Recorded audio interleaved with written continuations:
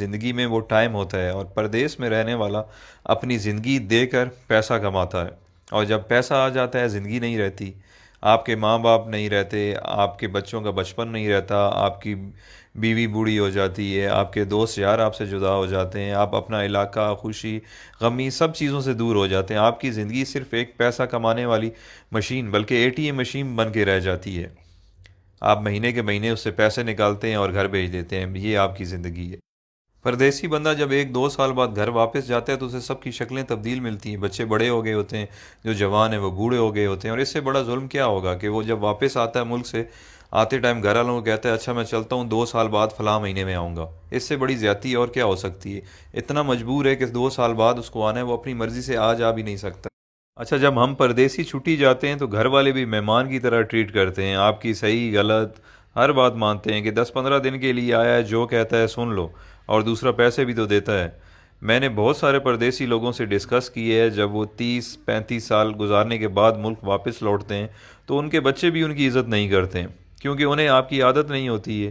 وہ کچھ دن بعد کہنے لگے کہ ابا باہر ہی ٹھیک تھا، ہر وقت روکتا ہے ٹوکتا ہے، یہ نہ کرو وہ نہ کرو، بیوی بھی اب اتنی عزت نہیں کرے گی کیونکہ آپ بوڑھے ہو چکے ہیں اور پیسے بھی نہیں کماتے۔ یہ ساری چیزیں اتنی جلدی آپ کو ہضم نہیں ہوں گی، کیونکہ جب آپ پردیس سے آتے تھے تو آپ کو منسٹر جیسا پروٹوکول ملتا تھا، جو اب واپس آنے پر نہیں ملے گا۔ آپ کچھ دن تو ان سب لوگوں سے لڑیں گے کہ میں نے آپ کے لیے زندگی ملک سے باہر گزار دی، میں نے یہ کیا، میں نے وہ کیا، بٹ سب نے یہی کہنا ہے کہ آپ نے کچھ نہیں کیا، بلکہ آپ کی وجہ سے ان کی زندگی خراب ہو گئی ہے۔ فائنلی دل برداشتہ ہو کر آپ نے ایک کونا پکڑ لینا ہے، بیٹھ کے سوچتے رہنا ہے کہ میرے ساتھ ہوا کیا ہے، میں نے کیا کیا ہے۔ اس دوران لوگ آپ کو پاگل نہیں تو کم از کم یہ کہنا ضرور شروع کر دیں گے کہ بڈھا کھسکا ہوا ہے، اس کی باتوں پہ زیادہ دھیان نہ دیا کریں۔ آخرکار لوگوں کے بیہیویئر رویوں کو سوچتے سوچتے آپ حقیقت میں پاگل ہو جائیں گے اور اپنے خالق حقیقی سے جا ملیں گے۔ یہ ہے پردیسیوں کی زندگی کی سٹوری، جس میں خود بھی شامل ہوں۔ جو پردیس میں رہتے ہیں وہ میری باتوں کو اچھی طرح سمجھ رہے ہوں گے، کیونکہ جس پہ گزرتی ہے وہی جانتا ہے۔ اب آپ مجھے بتائیں اچھا فیصلہ کیا ہے؟ ایک طرف پیسہ اور صرف پیسہ ہے، اور دوسری طرف زندگی جس میں ماں باپ ہیں، بچے ہیں، بیوی ہے، دوست یار ہیں، اپنا ملک ہے، سب کچھ ہے۔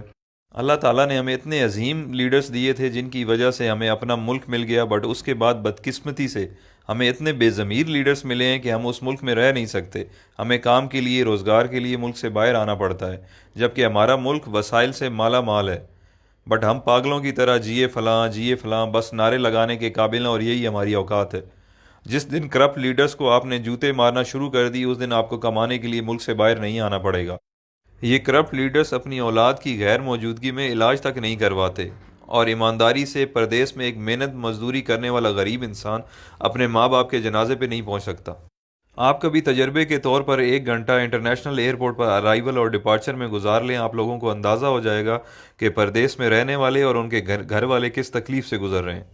یہ ساری باتیں کرنے کا مقصد ہرگز یہ نہیں ہے کہ میرے پردیسی بھائی آج ہی نوکری چھوڑ دیں اور اپنے ملک واپس چلے جائیں۔ میں صرف یہ سمجھانا چاہتا ہوں کہ آج سے پلاننگ کریں اور باہر رہتے ہوئے کوئی چھوٹا سا کام اپنے ملک میں شروع کر دیں، تاکہ کچھ عرصے بعد اپنے ملک واپس آنے کے قابل ہو جائیں۔ کہ اتنے وسائل ہو جائیں کہ آپ واپس آ جائیں، کیونکہ 30 سال بعد بھی آپ کو پاکستان واپس جا کر کوئی نہ کوئی کام کرنا پڑے گا گزارا کرنے کے لیے۔ تو آج سے کیوں نہ شروع کیا جائے؟ سب سے اہم چیز جو ہے وہ ہے آپ کی ڈائریکشن۔ فار ایگزامپل، آپ پنڈی کی طرف منہ کر کے چلنا شروع کر دیں اور آپ کی خواہش کراچی پہنچنے کی ہو، آپ جتنی بھی جان مار لیں آپ نہیں پہنچ پائیں گے، کیونکہ آپ کی ڈائریکشن غلط ہے۔ تو سفر شروع کرنے سے پہلے اپنی ڈائریکشن درست کریں۔ آپ جیسا سوچیں گے، جیسا چاہیں گے، اللہ تعالیٰ اسی سے آپ کو نوازے گا۔ تو بڑا سوچیں، بڑا خواب دیکھیں۔ جب دینے والے نے کوئی حد، کوئی پابندی نہیں لگائی تو ہم خود کو کیوں لمیٹڈ کریں؟ بزنس ہو، ایجوکیشن ہو یا نوکری ہو، سکسیس آپ کو اس فیلڈ میں مل جائے گی، بٹ دیکھنا یہ ہے کہ جس کی جستجو آپ کر رہے ہیں یا جو خواب آپ دیکھ رہے ہیں اس کی اہمیت، ویلیو کیا ہے۔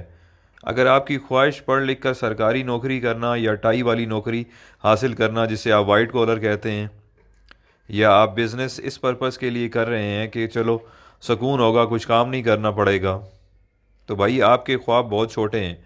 دنیا میں بہت کچھ ہے۔ کام ایسا سلیکٹ کریں کہ اگر آپ منزل پر پہنچ جائیں تو آپ اپنے اور اپنے گھر والوں کے ساتھ ساتھ خاندان، محلے، گاؤں، شہر اور معاشرے کے لیے فائدہ مند